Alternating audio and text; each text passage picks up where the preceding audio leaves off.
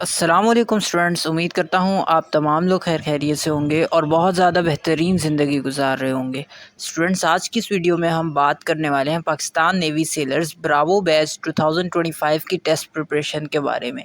क्या बात करेंगे, हम यही बात करेंगे कि इसमें कौन कौन से सवालात आएंगे। इंपॉर्टेंट सवालों को हम देखेंगे, समझेंगे भी और उनकी आपको एक्सप्लेनेशन भी देंगे। ठीक है, तो वीडियो को एंड तक लाजमी देखेंगे, तभी आपके सारे स्टेप्स क्लियर हो सकेंगे इंशाल्लाह। इस वीडियो में हम एकेडमिक की प्रिपरेशन करेंगे और नेक्स्ट वीडियो में हम वर्बल नॉन वर्बल की भी प्रिपरेशन करेंगे। ठीक है, इंटेलिजेंस की भी। ठीक है, तो वीडियो लाजमी देखें। अगर आप न्यू हैं हमारे चैनल पे, सब्सक्राइब भी लाजमी करें। तो बिना टाइम वेस्ट किए वीडियो को जल्दी से स्टार्ट करते हैं। अच्छा तो स्टूडेंट, हमारे पास पहला क्वेश्चन आ जाता है, you might get hurt if you jumped dash from the height. अच्छा, आपको जो है लाजमन आपको चोट लगेगी अगर आप जंप करेंगे डैश फ्रॉम दी हाइट, ऊंचाई से। तो डाउन फ्रॉम दी हाइट, जो इसके अंदर ऑप्शंस दिए हैं, डाउन फ्रॉम दी हाइट इसका राइट ऑप्शन होगा। ए पर है डाउन, बी पर है ऑन, सी पर है आउट, डी पर है इन। तो डाउन बिल्कुल करेक्ट प्रेपोजिशन लगेगा। Okay students. अच्छा स्टूडेंट, नेक्स्ट क्वेश्चन है question number 2, we were shocked dash his words. हम शॉक हो गए, हम हैरान हुए उसके अल्फाजों से। तो इसके अंदर ए ऑप्शन है 2, बी ऑप्शन है 4, सी ऑप्शन है 8, डी ऑप्शन है ऑफ। तो राइट ऑप्शन होगा option number C, eight. Eight, we are shocked at his words. Number 3 हमारे पास, the child was killed dash a stray bullet. बच्चा गोली से मारा गया। ठीक है, तो इसके अंदर हमें करेक्ट प्रपोजिशन लगाना है। ए पर है हमारे पास बाय, बी पर है हमारे पास ऑन, सी पर है हमारे पास टू, डी पर है हमारे पास अबव। तो जिसका राइट करेक्ट प्रपोजिशन होगा वो option number A, by. The child was killed by a stray bullet. ठीक है स्टूडेंट्स। अच्छा स्टूडेंट, नेक्स्ट क्वेश्चन है question number 4, a body remains in the circular motion under the effect of. अच्छा, एक body जो है, बॉडी किसी भी चीज को हम बोल सकते हैं, कुछ भी, एनीथिंग। आप कोई पेन ले लें, आप कुछ भी ले लें।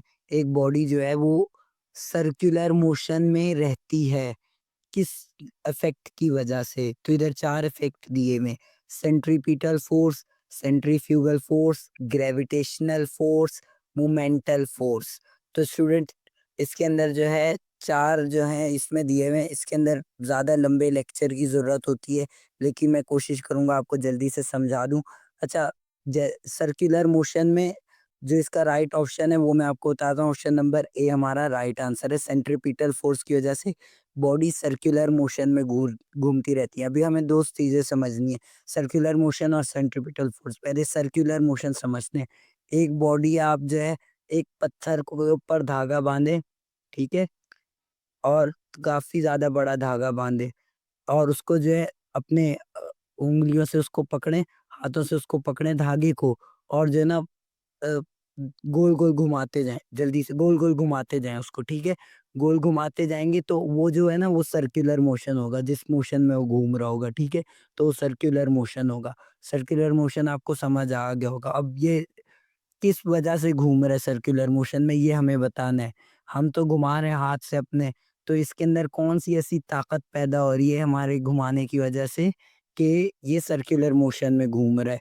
तो इस ताकत का नाम है सेंट्रीपिटल फोर्स। एक और सेंट्रीपिटल फोर्स को समझने के लिए एक और एग्ज़ाम्पल मैं आपको समझाता हूँ। जैसे हम इस ज़मीन पे रहते हैं, इस अर्थ पे रहते हैं, हम इस अर्थ पे कैसे रह रहे हैं? ग्रेविटी की वजह से। ग्रेविटी ऐसी चीज़ है जो हमें ज़मीन की तरफ खींचे हुए है। अगर इस दुनिया में ग्रेविटी ना हो, तो हम ऐसे हवाओं में उड़ते रहें बस, ठीक है?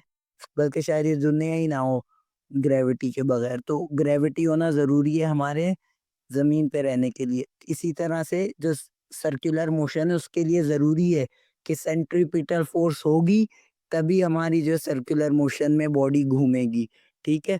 तो जब हमने अपनी फोर्स लगाई तो इसके अंदर जब हम हाथ से यूँ घुमा रहे थे पत्थर को धागे की मदद से, तो इसके अंदर सेंट्रीपिटल फोर्स पैदा हो रही थी, जिसकी वजह से बॉडी घूम रही थी हमारे एक पॉइंट के अराउंड। ठीक है स्टूडेंट, समझ आ गया होगा उम्मीद करता हूँ। अच्छा तो स्टूडेंट, नेक्स्ट क्वेश्चन है हमारे पास, SI unit of heat energy is. Unit बताना है हमें, एसआई यूनिट हीट एनर्जी का। तो ए पर है जूल, बी पर है किलो कैलोरी, सी पर है कैलोरी, डी पर है नन ऑफ दीज। अच्छा, तो इसका जो राइट ऑप्शन है वो है ऑप्शन नंबर ए, जूल। हीट का जो ऐसा यूनिट होता है वो होता है जूल। यूनिट क्या होता है ये अब आपको पता होगा, यूनिट मेजरमेंट के लिए जैसे इस्तेमाल कर रहे होते हैं हम।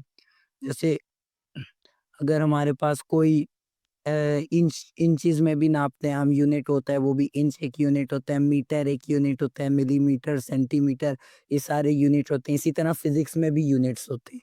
अच्छा, ये एसआई यूनिट क्या होता है? System international. एसआई का मतलब होता है सिस्टम इंटरनेशनल। इंटरनेशनली जूल का, हीट का, जो हमारी जो हीट होती है उसका यूनिट क्या होता है ये पूछा गया है। फिजिक्स वालों को पता ही होगा, बच्चों वाली बात है, लेकिन फिर भी मैंने बता दी। तो जूल जो है हमारा राइट ऑप्शन होगा। अच्छा, तो स्टूडेंट नेक्स्ट क्वेश्चन है हमारे पास, question number 6। Every object falls from top to the surface of the earth under the effect of dash. अच्छा, इन लोगों ने बोला हर ऑब्जेक्ट जिसको हम पकड़े अपने हाथ में और ऊपर से नीचे ड्रॉप करें, यानी कि अपने हाथ से उसको छोड़ें, तो वो जमीन पे ही आके गिरता है हमेशा। उसकी वजह क्या है? किस इफेक्ट की वजह से वो जमीन पे आके गिरता है? ऊपर ही क्यों, आसमान की तरफ क्यों नहीं चले जाता? हर चीज नीचे आके क्यों गिरती है, ये बेसिकली पूछा गया है। और गिरती किस इफेक्ट की वजह से गिरती है, ये पूछा गया है। तो इधर चार ऑप्शन है। ए पे आर्टिफिशियल फोर्स, बी पर है ग्रेविटेशनल फोर्स, सी पर है speed of object and D पर है ऑल ऑफ द अबव। तो जो राइट ऑप्शन है वो है option number B, gravitational force. Gravitational force क्या होती है? ग्रेविटी ऐसी ताकत होती है जो हमें जमीन की तरफ खींच रही होती है, उसी की वजह से सारी चीजें नीचे आकर गिरती हैं और हम भी जमीन पे ही होते हैं।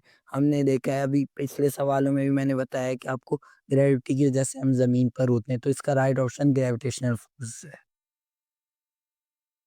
अच्छा, तो नेक्स्ट क्वेश्चन है student 7, question number 7। सिनोनियम of cordial is dash.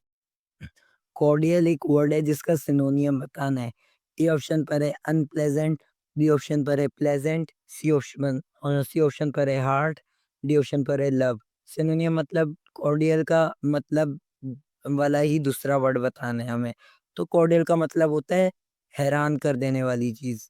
ठीक है, हैरान कर देने वाली चीज को कॉर्डियल बोलते हैं। अब यहाँ पर देखें तो अनप्लेजेंट तो हैरान करने वाला नहीं होता, हार्ट दिल को बोलते हैं, लव प्यार को बोलते हैं। तो ऑप्शन बी हमारा राइट होगा, क्यों? क्योंकि प्लेजेंट का मतलब हैरान कर देने वाली चीज होती है।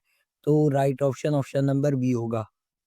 अच्छा, तो स्टूडेंट नेक्स्ट क्वेश्चन है हमारे पास, ट्रम्फ। अच्छा, ट्रम्फ एक वर्ड है जिसका हमें क्या बताना है? सिनोनियम बताना है हमें ट्रम्प का। ठीक है, तो इसके अंदर ट्रम्प वर्ड आ रहा है, इसके अंदर चार ऑप्शन दिए। ए पर है विक्ट्री, बी पर है विक्टम, सी पर है वायलेंस, डी पर है it's name of US president. अच्छा, विक्ट्री का मतलब जीत होता है, जीत जाना। विक्टिम का मतलब होता है एक जिसका, जो हमारा निशाना हो।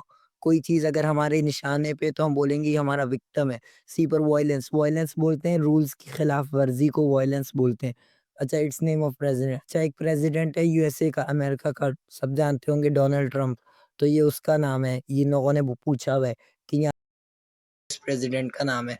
तो जो है इसके अंदर राइट ऑप्शन होगा ऑप्शन नंबर ए, विक्ट्री। ठीक है, ना ये यूएस प्रेसिडेंट का नाम है, ना ये विक्टिम है, ना ये वायलेंस है।